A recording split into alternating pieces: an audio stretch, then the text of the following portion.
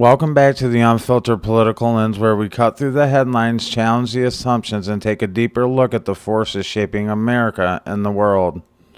Today's episode tackles one of the most controversial and misunderstood subjects in modern politics: corruption in California. Depending on who you ask, California is either a model of progressive governance or a cautionary tale of political dysfunction. But what does this historical record actually show? Tonight, we're putting aside partisan talking points and diving into more than 175 years of documented political influence, corporate power, public scandals, and government reform. This is not a conspiracy theory. This is not partisan attacks.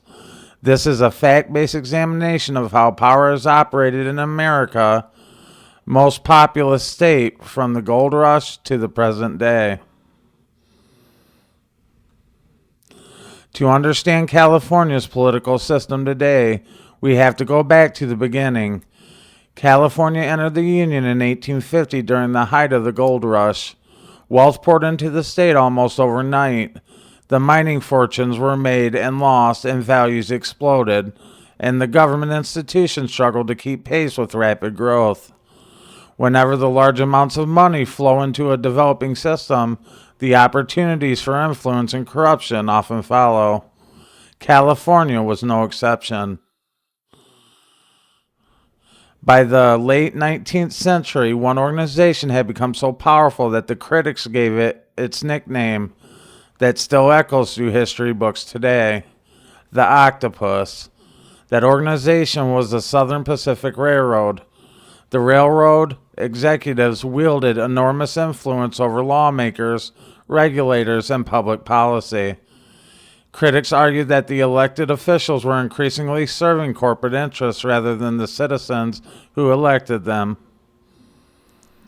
Whenever every accusation was justified or not remains debated by historians, but the perception of corporate dominance becomes so widespread that it fueled California's progressive reform movements. The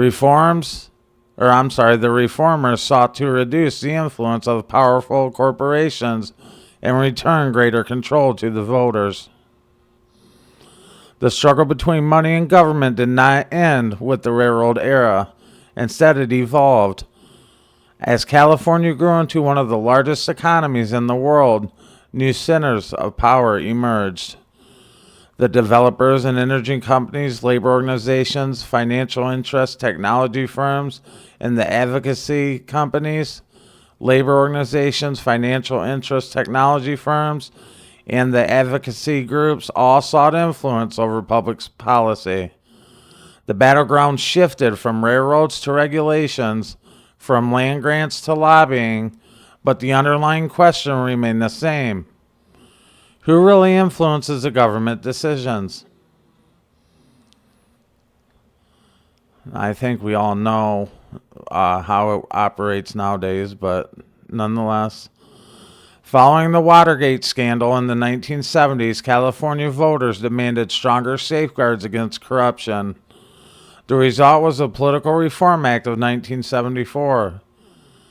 This law increased campaign finance transparency, required disclosures of conflicts of interest, expanded reporting requirements for lobbyists, and sought to make government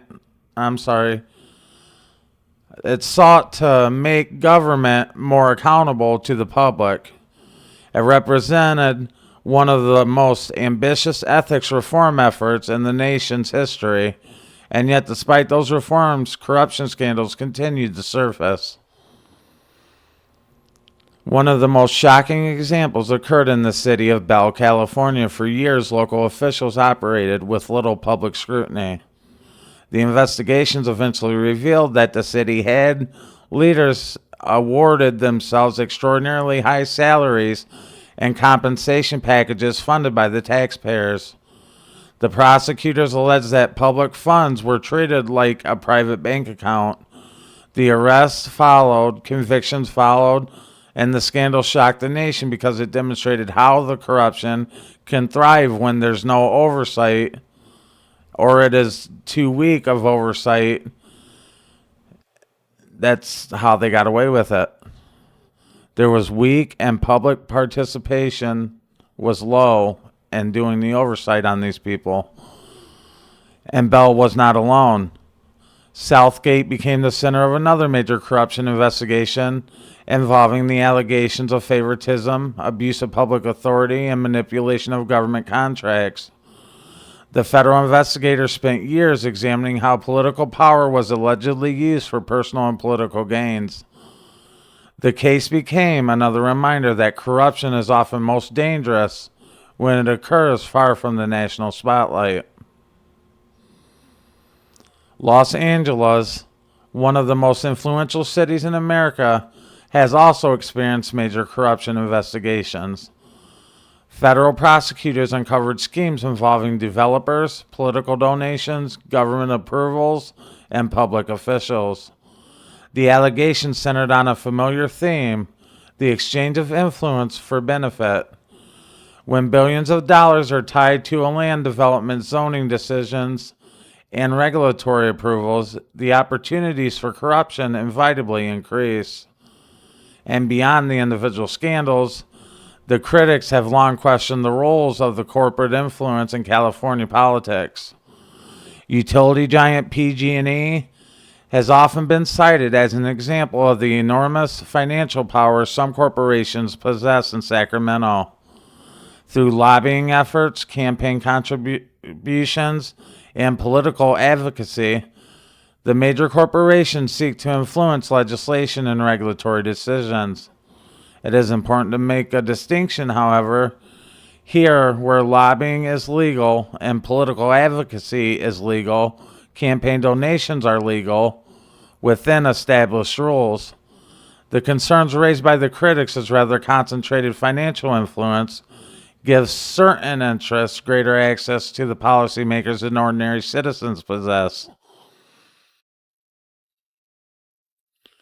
Sacramento now governs an economy that rivals entire nations. The decisions made by California lawmakers affect energy markets, environmental regulation, housing, policy, healthcare systems, labor laws, transportation, infrastructure, agriculture, and the technology sector. The stakes are enormous. With so much money involved, political influence becomes an industry of its own. The lobbyists and the corporations and unions and advocacy groups and political organizations, they all compete to shape policy outcomes. And in recent debates over election integrity, they have added another layer to the public's distrust. Federal investigations have been launched into election complaints and voter roll concerns. At the same time, the election administrators and independent experts maintain that publicly available evidence has not demonstrated the widespread statewide election fraud. Now, this distinction is central. Election fraud and political corruption are not the same thing. The election fraud involves illegal voting activities, ballot tampering, or violations of election law. Political corruption involves bribery, self-dealing, influence peddling, and the abuse of public office. Both of them, or all of them really, deserve scrutiny, but they should not be confused.